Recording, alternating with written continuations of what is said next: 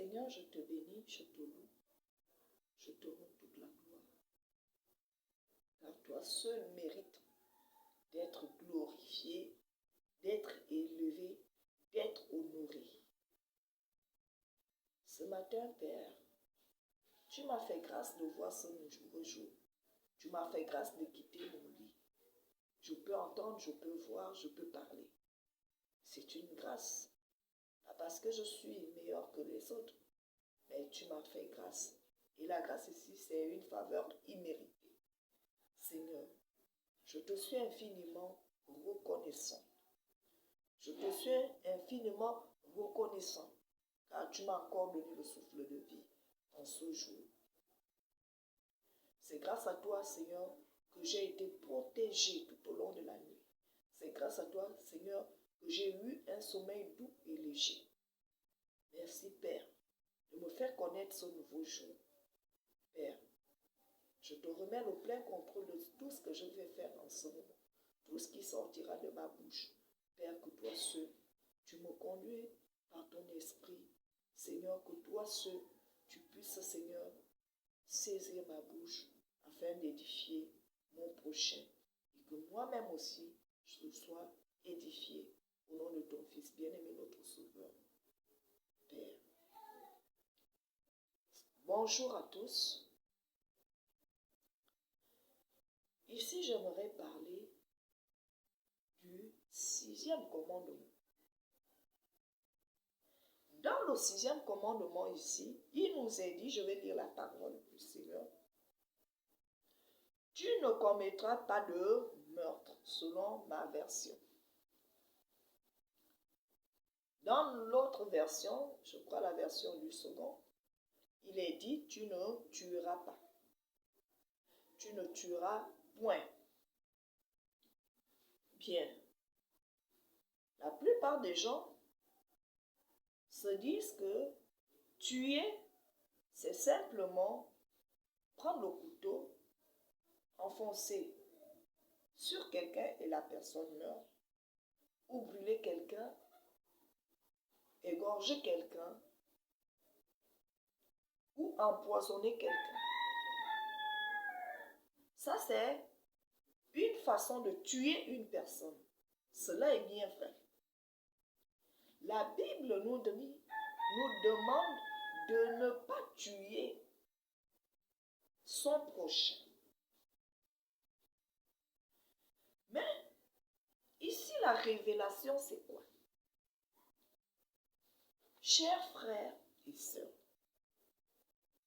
tuer, c'est aussi sur le plan spirituel, sur le plan moral, psychologique, moral.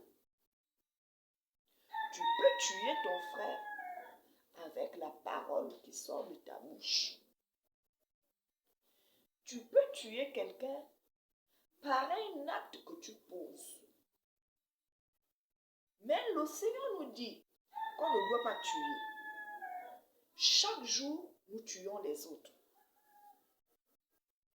Chaque jour, si tu étais inconscient pour ce que l'Esprit du Seigneur révèle aujourd'hui, à partir de maintenant, sache que dans tes actes, tu peux tuer quelqu'un. Dans tes paroles, tu peux tuer quelqu'un. On dit souvent que la parole blesse. Et cette blessure qui reste dans le cœur de quelqu'un, c'est une façon de tuer. Tu as dit quelque chose qui fait mal à l'autre et qui reste là. Tu ne cherches pas à faire en sorte que cette personne qui est blessée puisse retrouver la paix du cœur. Tu l'as tué. Tu poses un acte qui va faire en sorte que ton prochain souffre à l'intérieur, dans son cœur. Tu l'as tué. C'est une façon de tuer. Donc, il existe plusieurs manières de tuer son prochain sur le plan spirituel et sur le plan physique. Mais nous nous limitons beaucoup plus sur le plan physique. Or, qu'est-ce que la Bible nous dit? Rien de ce qui est physique n'a été fait sans le spirituel. Tout part d'abord du spirituel. Et ça vient maintenant se matérialiser. De la même manière que nous évitons de tuer notre prochain physiquement, c'est-à-dire prendre le couteau, incendier, brûler quelqu'un, égorger quelqu'un. De la même manière que nous évitons de le faire. De cette même manière, nous devons aussi éviter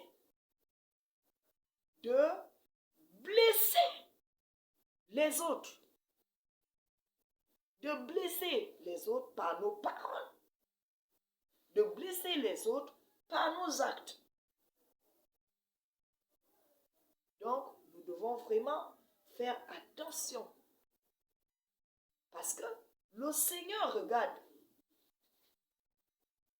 dans ton cœur ou dans le cœur de l'autre.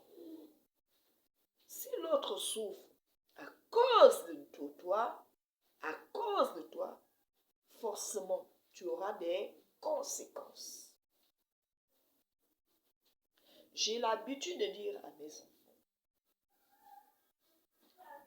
que le père ou la mère n'a pas besoin d'ouvrir sa bouche pour maudire son enfant.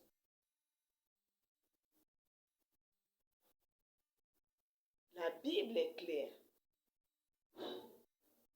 Si un enfant honore son père et sa mère, si un enfant respecte son père et sa mère, il sera béni. Mais s'il fait le contraire, il sera maudit. Donc, nous ne devons pas seulement nous limiter lorsque nous recherchons réellement la bénédiction du Seigneur dans nos vies, ou bien lorsque nous voulons être en bonne communion avec le Seigneur. C'est ça qui est même le plus important. Être en bonne communion avec le Seigneur. Qu'est-ce que le Seigneur va dire dans 1 Jean 4, 7 et 8?